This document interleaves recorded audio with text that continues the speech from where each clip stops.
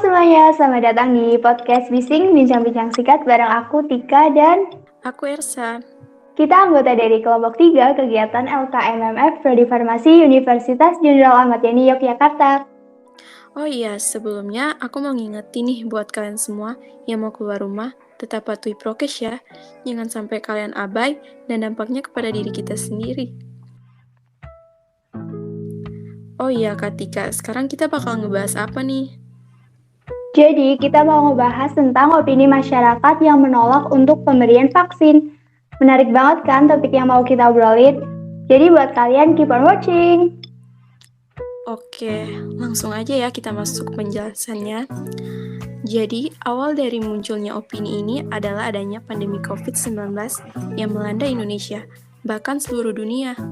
Segala sendi kehidupan jadi terpengaruh karena adanya status pandemi ini.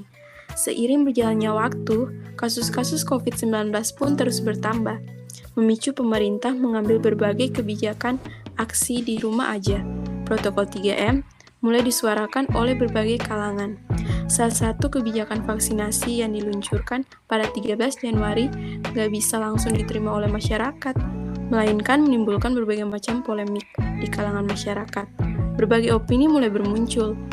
Hoax-hoax juga gak kalah mulai bermunculan ya.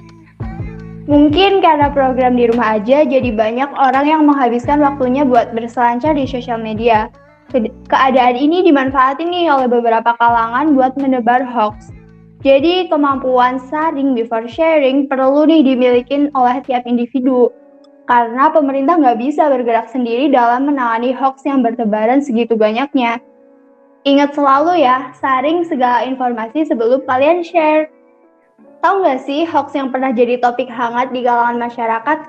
Coba dong Kak Ersa ceritain. Oke, sekarang aku bakal ceritain ya. Jadi tentang vaksinasi COVID-19 mengandung microchip magnetis. Di sebuah video, ada seseorang wanita yang menaruh magnet di lengan yang habis disuntik vaksin COVID-19. Dan yang terjadi, magnet itu menempel seolah-olah pernyataan vaksin COVID-19 bersifat microchip magnetik benar adanya. Tapi ini hoax ya teman-teman. Ada penjelasan-penjelasan mengenai video itu. Menurut otoritas kesehatan Amerika Serikat dan Kanada, menyatakan vaksin COVID-19 seperti Pfizer, Moderna, AstraZeneca tidak ada yang berbahan dasar logam. Wah, serem banget ya hoaxnya. Di samping hoax yang menimbulkan keresahan pada masyarakat, ada juga nih beberapa faktor lain, di antaranya masyarakat merupakan orang awam. Namanya orang awam, mereka nggak expert nih di bidang itu. Karena faktor ini, masyarakat perlu adanya pendekatan dengan cara edukasi.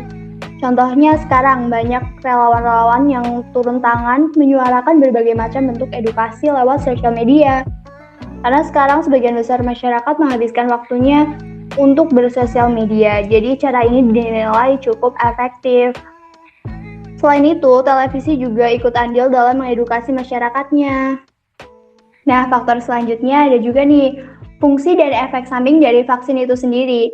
Berbagai macam merek vaksin yang disediakan oleh pemerintah dan notabene punya efek samping yang berbeda-beda tiap vaksin, tapi punya fungsi yang sama, yaitu menciptakan herd immunity, yaitu kekebalan pada tubuh individu yang akan divaksin.